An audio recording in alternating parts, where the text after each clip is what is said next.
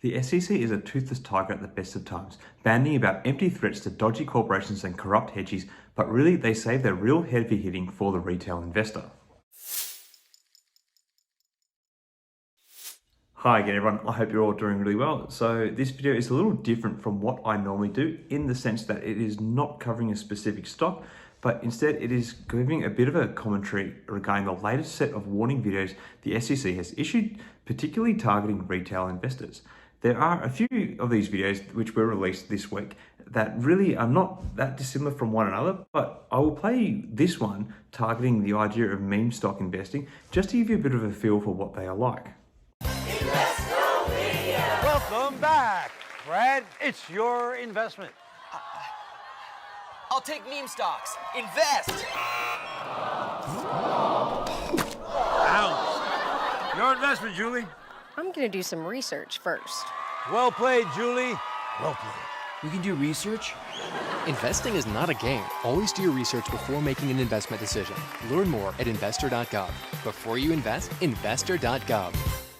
So aside from the ultra tacky game show setting, I really have a little bit of a problem with the messaging the SEC is trying to send.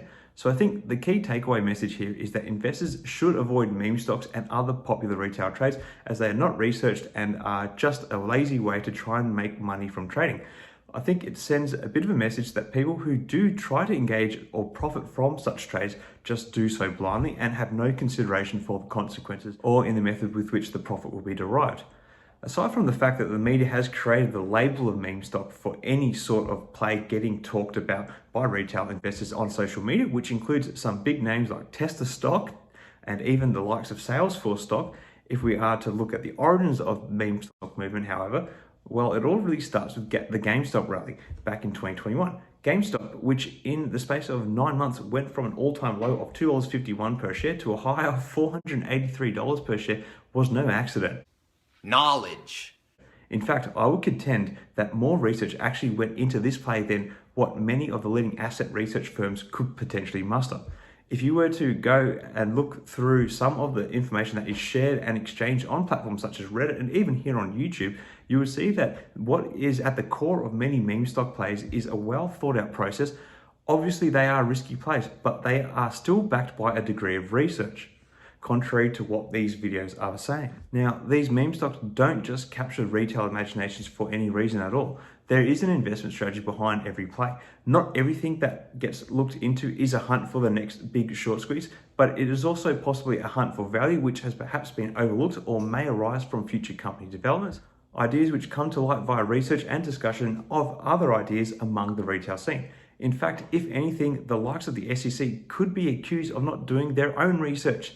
Sticking with the GME short squeeze story, the fact that retailers cotton on to the fact that the likes of Melvin Capital and other hedge funds had been able to short GME stocks float by as much as 140%, and the fact that the SEC had missed this or worse, allowed it to even happen, is perhaps a marked reflection that the birth of the meme stock movement was out of retail research and coordination and glaring SEC oversight for the fact that they allowed such a situation to even occur.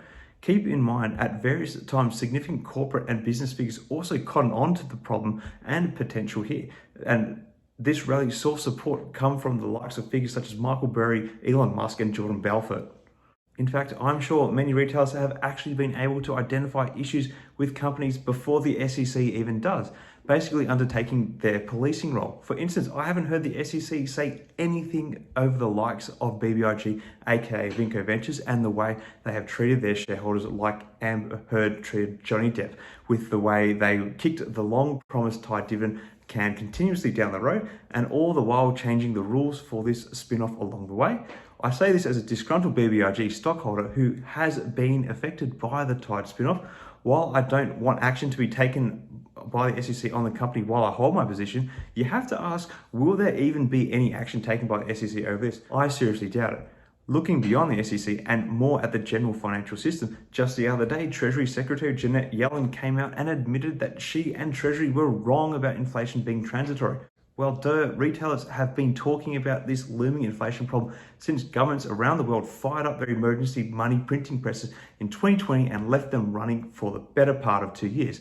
There was no way we were not going to see a long period of heavy and high inflation when they started throwing money at every man, woman, child, and their dog. Heck, the Australian government literally gave me $25,000 towards building a beach house in all of this madness.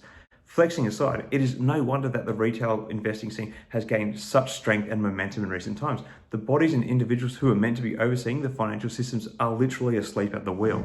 I feel like the message that the SEC is trying to convey through this campaign is very different to how it is coming across. They are obviously discouraging blind investing without understanding or researching associated risks, which is a good and fair thing to do. But their attempts to do so are coming across as a bit of a punch in the guts against a small retailer, and I believe not clearly making their intended point.